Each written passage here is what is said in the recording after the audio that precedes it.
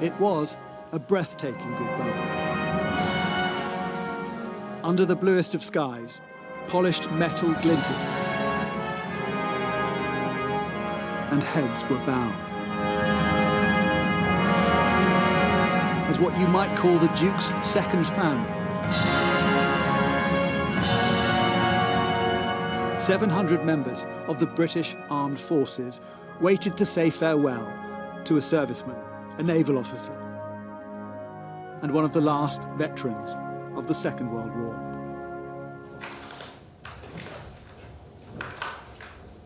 Prince Philip's coffin was carried from the state entrance of Windsor Castle, covered in his personal standard, along with his sword and cap.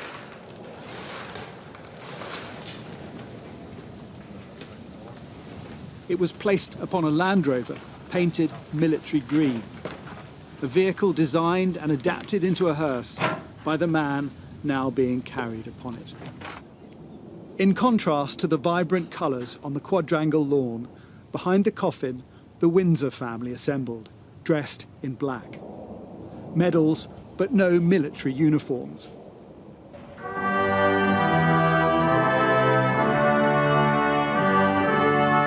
And as the national anthem played, Her Majesty the Queen made her first appearance in public since the loss of her husband. And where he would normally be, by her side, was her lady-in-waiting.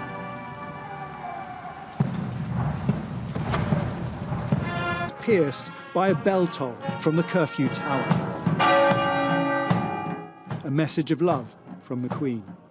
While his stamp was on every part of this ceremony, it was his absence that was most keenly apparent. The Queen entering the chapel alone, looking more solitary than ever. Prince Charles and Princess Anne led the funeral procession, with Prince Harry and Prince William either side of the Queen's eldest grandchild, Peter Phillips. A Royal Navy piping party played the Still as the Land Rover stopped at St George's Chapel. A bearing party of Royal Marines carried the coffin up the steps, pausing for a minute's silence.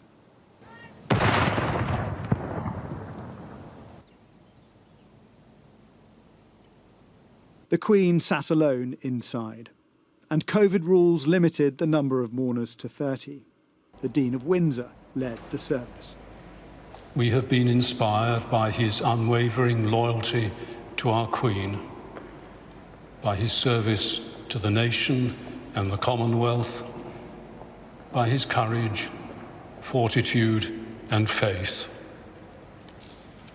Our lives have been enriched through the challenges that he has set us, the encouragement that he has given us, his kindness, humour and humanity. In the cavernous chapel, a chorus of 3 choristers and a soprano sang Eternal Father Strong to Save. Traditionally associated with the Navy, it was sung at the funeral of the Duke's beloved uncle, Lord Mountbatten. Every key event of the Queen's life has been watched by millions. But today, her mask and brimmed hat gave this most public of figures some privacy in this intimate last moment with her lifelong companion. We remember before thee this day Philip, Duke of Edinburgh, rendering thanks unto thee for his resolute faith and loyalty, for his high sense of duty and integrity, for his life of service to the nation and Commonwealth, and for the courage and inspiration of his leadership. On the altar were prominent awards the Duke had earned, including medals from the Second World War.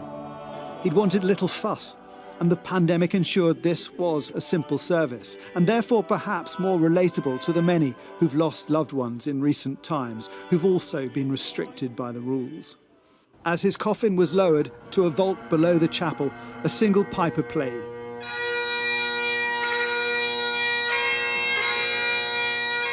And the moment didn't need the presence of foreign dignitaries, monarchs or presidents.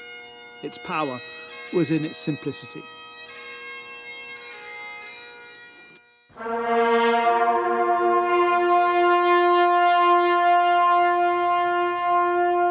After the playing of the last post, the Queen was led out of the chapel. The palace says, due to restrictions, there was no social event afterwards. In its place, the rest of the family decided to walk from the chapel rather than take cars.